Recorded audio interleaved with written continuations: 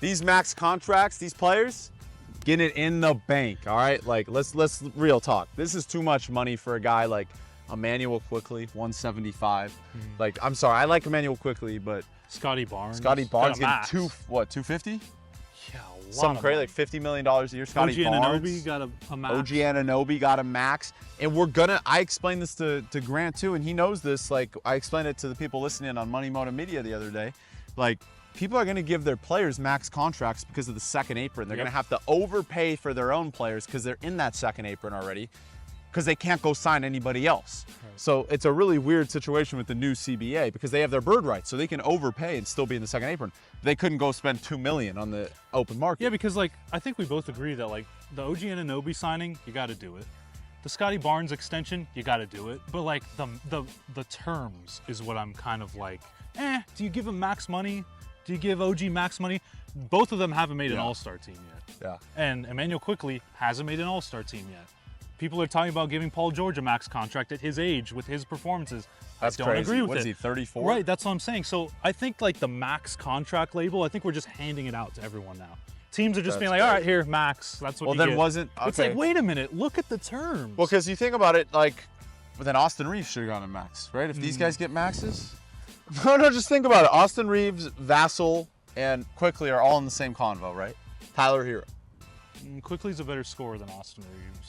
But I'm just saying, if those guys are getting maxes, like Reeves should get close. Like, we're gonna see when I'm saying Reeves doesn't deserve a max, but I'm saying players like Reeves are gonna start getting maxes. Oh, okay, yeah. That was my point. It's like, my point was like, he's kind of close to being in that conversation with those guys. Like, he's gonna get money. Like, does he deserve money? Like, I think the first situation was Vassell a few years ago, right? It was like 175 or something. I was like, Vassell, what has he done? He's a good player, but he doesn't deserve that money.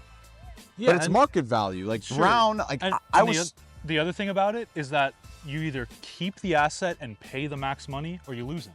So teams are making a decision like, hey, we'll pay it. And we'll trade him if we have to. Yeah, right? yeah. Like, but because everyone's gonna make that again, money. it's so hard now with the new CBA to trade those types of players, right? 100%. Because you're going to be over the second apron. You can't sign MLE players. 100%. You can't be over the luxury Which tax. is why LeBron might take a pay cut to return to the Lakers because that's he wants. smart. That's fiscally because he smart. wants.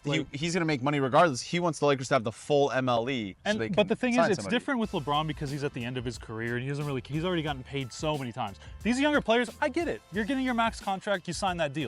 I'm not talking about it from the player's perspective. Yeah. I'm talking about it from the team perspective. And like, wow, like you're going to be paying OG Anunoby, what, 45, close to $50 million a year for the next 3-4 years? Like, he hasn't been on the floor a lot. And I love OG. I love his game. I love his defense. I love the way he fit in the Knicks team.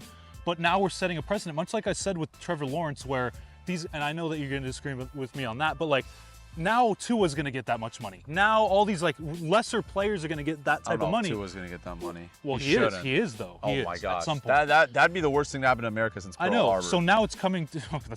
That is wild. Close to it. Not even anywhere close. That's a catastrophe if Tua Tagovailoa gets 50+ million. Sure, but I'm saying he's going to get close. It was an exaggeration. Obviously not the worst, but I made you laugh though. That was the And then, now it's coming to the NBA, right? So it's coming to the NBA where guys that I don't really think are deserving of that type of money are going to get it now. And I just, Scotty Barnes, great player, just made his first All-Star team. Maybe he's the one that deserves the max because he's like their franchise player, but it makes sense because they have to give that money. The thing is like I was super critical of Jaylen Brown making $300 million when he got it, but now it's looking like a better contract because Tatum's gonna get $350, $400 million, right? Like guys are gonna start making that money because of the market value. It's something. It's a really Anthony weird Davis thing. Is making $60 million. Well, yeah, but he deserves it. But if he plays, he deserves it. But I think what we're gonna start seeing is I think we're gonna see in free agency this year and starting more next year and the year after. MLE guys being really good players. Oh, sure. Because sometimes it's like the wrong thing. Like you enter free agency at the wrong time. Sure. Everybody has their long-term guys locked up. They're in the second apron. They can't sign you. And then you have a guy like, let's say, I don't know, like what's a good example? Like Nas Reed, J.J. Daniels, like some like yeah, those, like Nas Jones Reed, Jr. Guys like that getting they're gonna sign on like a $5 million contract for 1 year, prove it deal, because then they can enter free agency again and get like more money, like Malik Monk did. This is why Monk was the first person to do that. And I'm so confused why D'Angelo Russell opted in. That was just because they're gonna trade him now. That was so dumb. That was so dumb. And he could have got. What do you think he could have got on the market? $100 million. 4 for $100, right? Yeah. he had a good. I know we had a have a lot of career year. D'Angelo Russell talk. He had a career year for a Laker shooting Yeah. 40% from three. That's like never happened. Yeah. You know, like I mean, they can't. He people had his can't shoot shortcomings in LA. the playoffs, but like a team would have paid him. But Spurs, Orlando, maybe. the thing is, like Orlando's not Orlando. going to give the ball to D'Angelo in the Sure, playoffs sure. anyways. It'll be Paolo. It'll be Yeah, Franz, yeah. right? Like, so he's a perfect guy. He's an excellent regular season player. So he you're wins you right. games in the regular You're season. right, and those players are probably going to get more and more Yes, and more. yes. So I understand like the teams have to do it, but I just don't think that it's the best fiscally. Like you. I agree. And we're going to see this battle between teams doing it and teams being like fiscally conservative. Yes. And we're going to see how that plays out long term with the CBA. We're going to see an NBA expansion with Seattle and Vegas soon. Yeah. And it's all going to play And into the this cap will new- go up too. Yeah, Like, of course. And the that's probably what CBAs they're will thinking. change. Yeah. It changes every few years. The TV deals are interesting because of the viewership. Like, it makes it was like 12, 14 million on average in the finals. That's like a bad year, but Yeah. but now people are paying billions because they want that. It's a really weird thing weird what's happening right financial now. situation with the But NBA. I mean, I'm with you. There's guys getting max contracts that point blank don't deserve it. At the end of the day, and that's going to continue to happen.